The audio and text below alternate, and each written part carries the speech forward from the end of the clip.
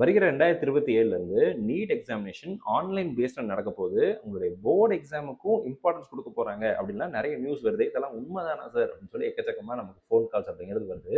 அதை பற்றி தான் இந்த வீடியோவில் பார்க்க போகிறோம். வீடியோ சேவ் பண்ணிவிட்டு உங்களோட ஃப்ரெண்ட்ஸ்க்கும் மறக்காமல் ஷேர் பண்ணிடுங்க. வருகிற வருடத்துலேருந்து 2027ஆம் வருடத்துலேருந்து நீட் எக்ஸாமினேஷனில் சில மாற்றங்களை கொண்டு வரணும்னு சொல்லி national testing agency and Radhakrishnan committee இவங்கெல்லாம் நிறைய ரிஃபர்மேஷன் சஜஷன்ஸ் அப்படிங்கிறது கொடுத்துட்டு வராங்க. 2024 நீட் தேர்வில் கொஸ்டின் பேப்பர் லீக் ஆனதாக நிறைய அலிகேஷன் முன்வைக்கப்பட்டது. இதன் அடிப்படையில் ஒரு சுப்ரீம் கோர்ட் வந்து ஒரு கமிட்டியை ஃபார்ம் பண்ணுறாங்க. ராதாகிருஷ்ணன் சாரினுடைய தலைமையின் கீழே ஒரு கமிட்டி ஃபாலோ பண்ணுறாங்க.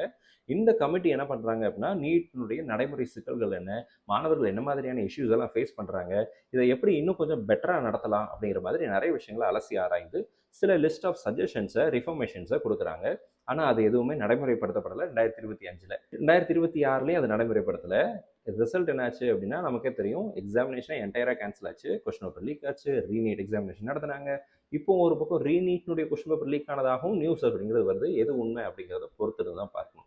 இந்த ரிஃபர்மேஷனில் முதல் விஷயம் என்னன்னு சொல்லி கேட்டிங்கன்னா, கம்ப்யூட்டர் பேஸ்டு டெஸ்ட். ஸோ வருகிற வருடங்கள்லேருந்து கம்ப்யூட்டர் பேஸ்ட் டெஸ்ட்டாக நடக்கிறதுக்கு வாய்ப்புகள் அப்படிங்கிறது நிறைய இருக்குது. இன்னும் நிறைய நியூஸ் ஆர்டிகல்ஸில், நியூஸ் சேனல்ஸில் வரக்கூடிய இன்னொரு இன்ஃபர்மேஷன் என்னன்னு சொல்லி கேட்டிங்கன்னா, 2027 அல்லது அதுக்கு அடுத்து வருகிற வருடங்கள்லேருந்து நீட் எக்ஸாமினேஷனுக்கு போர்டு எக்ஸாமுக்கும் இம்பார்ட்டன்ஸ் கொடுங்க. 50% வெயிட்டேஜ் போர்டு எக்ஸாமுக்கும், 50% வெயிட்டேஜ் வந்து நம்மளுடைய நீட் எக்ஸாமினேஷன் மார்க்ஸுக்கும் கொடுக்கலாம் அப்படின்ற ஒரு ரிஃபர்மேஷனை, ஒரு சஜஷனை கொடுத்துருக்குறாங்க. இது இன்னும் முடிவுக்கு வரல, இதை இன்னும் ஃபைனலைஸ் பண்ணலை. ஸோ நீங்கள் பயப்பட வேண்டிய அவசியம் இல்லை.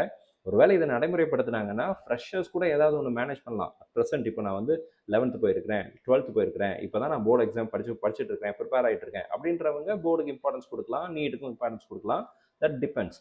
ஆனால் ரிப்பீட்டர்ஸ் கண்டிப்பாக பாதிக்கப்படுவாங்க. ஸோ அதனால் மாணவர்கள் பாதிக்கப்படாத மாதிரி எந்த மாதிரியான ரிஃபர்மேஷன் வேணால் கொண்டு வாங்க, அதை நாங்கள் வரவேற்கிறோம். ஆனால் நீங்கள் கொண்டு வர ரிஃபர்மேஷன் மாணவர்களையும் பெற்றோர்களையும் இன்னும் கஷ்டப்படுத்தாதபடி இருக்கணும் அப்படிங்கிறது மட்டும் ஒரு கல்வியாளராக என்னுடைய கருத்து.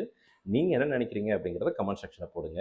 அடுத்தடுத்த வீடியோவில் என்ன மாதிரியான அஃபீஷியல் அப்டேட் வருது அப்படிங்கிறத பார்க்கலாம். இப்போ வரைக்கும் வந்திருக்கிறதெல்லாம் நியூஸ் மட்டும்தான். இன்னும் எதுவும் அஃபீஷியலாக ஸ்டேட்மெண்ட்லாம் கொடுக்கப்படலை. ஒருவேளை அஃபீஷியல் ஸ்டேட்மெண்ட்ஸ், அஃபீஷியல் அனௌன்ஸ்மெண்ட்ஸ் வந்துச்சு அப்படின்னா அதை நம்ம சேனலில் கண்டிப்பாக அப்லோட் பண்ணுவோம். மறக்காமல் சேனலை சப்ஸ்கிரைப் பண்ணி ஃபாலோ பண்ணி வச்சுக்கோங்க.